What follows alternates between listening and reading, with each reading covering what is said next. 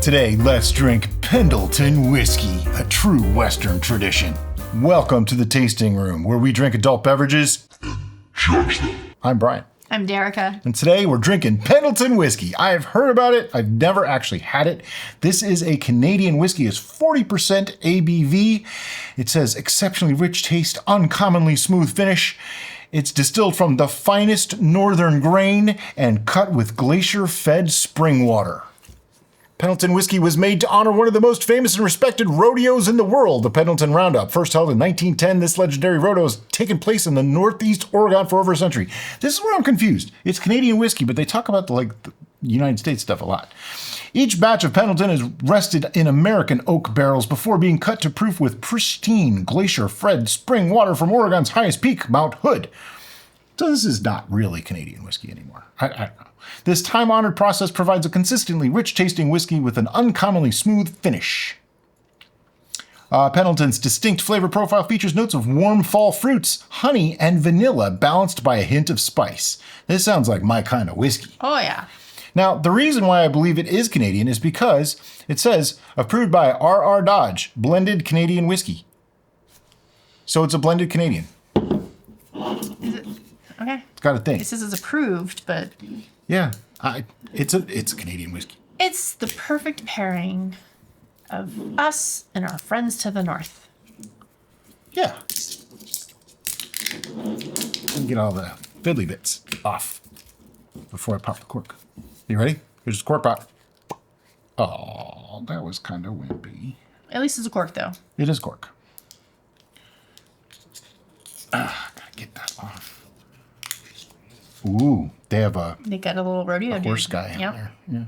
Time to pour some. Beautiful color. Is that enough for you? That's perfect. Thank you. All right. So aside from the semi-weak cork, it's not a very tight cork, you know? Yeah. Gotta have tight corks. Well, it's air. It's an air thing. Sure. You don't want air to get into your Sure. whiskey. That's a big pour. Wow. I might regret that. Yep. Do you need a swap or are you good? No, we're good. We're good. All right. We got a little drippage here. Did I splooge? I see some drippage. It's a dribbler. Some bottles do that. If it gets on the table, then the table gets sticky, and then somebody Whiskey does not make the table sticky. gets a little angry. I can wash my hands in whiskey. All right. Not that I've ever done that. On So purpose. visually, it's a beautiful whiskey-like color. Goldenrod. Very golden. Beautiful color. Let's see. Check out that smell. Oh, that's a nice smell. Ooh. It's almost bourbon-like. Yeah, yeah. Like, are we sure this is Canadian? It says it. It's not bourbon. It says blended Canadian whiskey. Approved as blended Canadian whiskey. Right on the front of the bottle. It has to be. Okay. It's just weird. The whole thing with Canadian whiskeys in the United States is we don't generally get like their really, really good stuff. I think this is one of the better exports that they do. Neat. Yeah, they don't like to share their good stuff, and I don't blame them. Quite honestly. Yeah.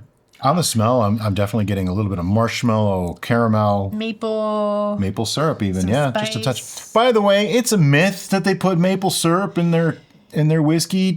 No, they don't.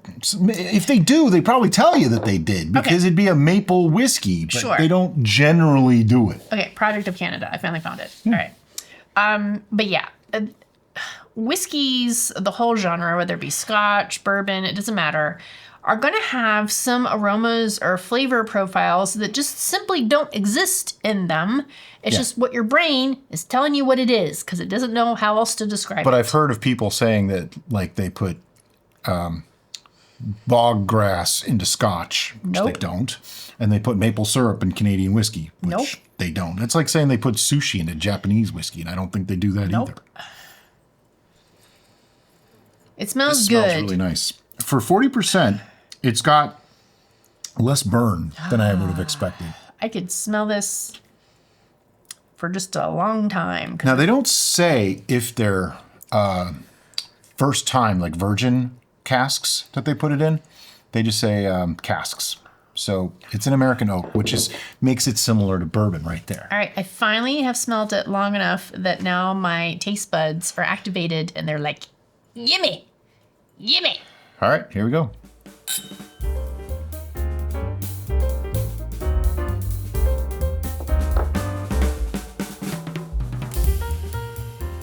Ooh, that is like creamy. It's rich. At first, I thought it was watery, Yeah. but it's not. At first, it's a really weird thing. At first, I'm like, well, this is watery and disappointing. What the heck? And then it got creamy and rich. And I'm like swirled around in there going, where's going on? I'm like, all right, I'm just going to swallow it. And then like, boom, as soon as I swallowed it, it filled you, yeah. completely changed Velvet. into this beautiful, creamy, like Marshmallow, like, caramel. what are you and where did you come from? So The spice note is there. I even get the honey that they were talking there about. has Just to like be some transition farther back on the palate that's triggering these things, and I've never it did it again. experienced It it did it to again. that extent. Yeah, I've seen that happen before. but not that drastically. Yeah. Literally, as it enters your mouth, it's a little watery. And then when it gets to the 1/2 to 3/4 palate, it starts to get velvety and smooth. And then when you swallow, it's like, Just Yep. blooms. it's got more alcohol burn than I would have expected based off of the smell. Sure. Much more. Yeah. Which I like that in a whiskey, so that doesn't bother me so much. The barrel char was a lighter char. Or this is young. They don't actually say how old this, like how long this was aged for. I think it has to be a minimum of 3 years if they don't say it. I'm not sure on that. Don't quote me. Somebody probably knows. Just let me know. It is very rare for me to do a shot of something, to just chug it. This you could and easily do a swallow it. shot. This I actually encourage you to do a shot of, because you get the full experience without questioning your life choices and going, oh, why is this so watery? It smells so delicious. If you just get it in there and get it down, you get the full experience without that delay from the watery up front. That is so weird. I'm actually getting a little bit of like an Irish whiskey biscuity flavor in there. Yeah. It's kind of like the best of all worlds. It's got a little bit more complexity than I would have thought. So it has like a Scotch-like complexity. It has the bourbon notes from the, I'm going to assume, first-time use oak barrels, lightly charred. So it doesn't have a huge amount of wood character, but it has just enough. It has a slight sweetness to it. Not huge, just a little bit of sweetness to it. And to me, it's like the bourbon and Scotch thing mixed together with a little bit of Irish biscuity sweetness in there. Wow, that's very good. I like this a lot. I wish it wasn't as pricey as it is. I think this It's not crazy pricey, would but be it's a bad Derica drink, why is that? because Because we've almost drank the It large is- pours that I said we had. encouraging me to just drink it. Just drink it. Don't even think about it. Just Yeah. chug it down. Yeah. Which is my natural state, because I drink normally because I'm thirsty. Mm-hmm. And so with alcohol, I like to delay that process and kind of swirl it around and chew it in my mouth and savor it, where I'm not really getting the full potential of this drink until I swallow it. So Yeah. I'm just like, get it in there and get it down. Makes you want to swallow. Yeah. And then that makes me want to do it again and again and again and again. And that could lead to dangerous things. It's interesting because a lot of times, like a whiskey that has this kind of burn, I will want to put on ice. I don't want to put this on ice. No, I really don't. I think it might take it to a place that I wouldn't like. Like it's already watery as it enters. Yeah. I think it would go more so, and it might reduce the velvetiness later. I will try it at some point. I'm not going to do it on camera right now because these videos don't need to be a half hour long. I like this though. I like this a lot. I've had a few Canadian whiskeys. I think this is one of the better ones I've had. I'm conflicted.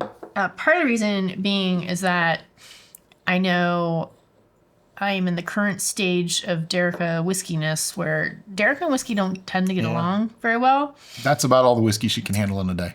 And so because I can't cherish it, I have to just swallow it. I'm like, really? Is that worth the pain? Like the joke on the baking show is it worth the calories? Yeah. Is it worth the pain? Is it worth the the next pain? day? I like it. I think this is good. Lots of complex flavors. Good sweetness to it. Good. It's light. It's not a heavy, deep, dark whiskey. It's a more light whiskey. That's why I say it's got a lot of Irish notes to it. Yeah. It's like Irish and bourbon mixed together, kind of. I said Scotch in there too, but that's only for the complexity because there's actually quite a bit going on here. It's really cool. Anyway, so on your screen right now, you should be seeing our scoring guide, which goes 1 through 11, because that's right, ours goes to 11. What you don't see is the 0 for things that just absolutely suck. I'm going to go out on a limb and give a spoilers and say I don't think this is either a 0 or an 11. Nope. Do you have a number, though? I do. Yeah? Yeah. Uh-oh. All right. Whatever it is. 1, 2, 3, 6. 8.5. I figured I was going to be much higher than you. Oh, yeah. This is interesting and different, and that's why I gave it such a higher score. For the mid-range and beyond, it's fantastic. It has a great burn that isn't like too harsh. It's got you're tasting the ethanol burn. I think this is a little younger than most of the whiskeys that I'm used to. It feels like it's a 3 to 4 year. I could be totally wrong. I didn't look it up. I should have looked it up. Let me look it up right now. I was right. Standard Pendleton whiskey, aged for a minimum of 3 years, though the blend may contain older whiskeys. So it's a blend, which is fine. I don't have a problem with blends. Some people automatically assume they're inferior. It's not. Our understanding of that is that people don't actually understand yeah, it doesn't. If it's not a blend, it doesn't mean it's from one barrel. Still. And that doesn't necessarily make it better anyway. Just, I don't know. But anyway, so this is probably 3 years old with a couple of whiskeys blended in that are a little older. And that's why I'm getting so much alcohol burn. That's what prevented me from going higher, by the way. That slight wateriness at the front, which could also be from the younger age. Sure. But overall, I liked it. I enjoyed it a lot. And you're 6. Yeah, I like, if I'm going to drink whiskey, which I know is going to hurt me later, I want to enjoy the full aspect. I want to savor it. I want it to just because you can only swallow this one to get in my mouth for a while yeah, makes and sense. go, oh, look at that note. No, look at that note. And this, I'm just like, what? If you don't swallow, you don't get it. And then you swallow it, it's like, bling, and then it's gone. It's like, oh, now I got to have another one. Bling, and then it's gone. And I'm just like, you... And so you got a 6. Okay. There you go. Pendleton whiskey. I give it a thumbs up. Anyway. I get it. You got a kind of a thumbs up? Yeah. All right, guys. As always, thanks so much for watching. Have a great day. Bye-bye.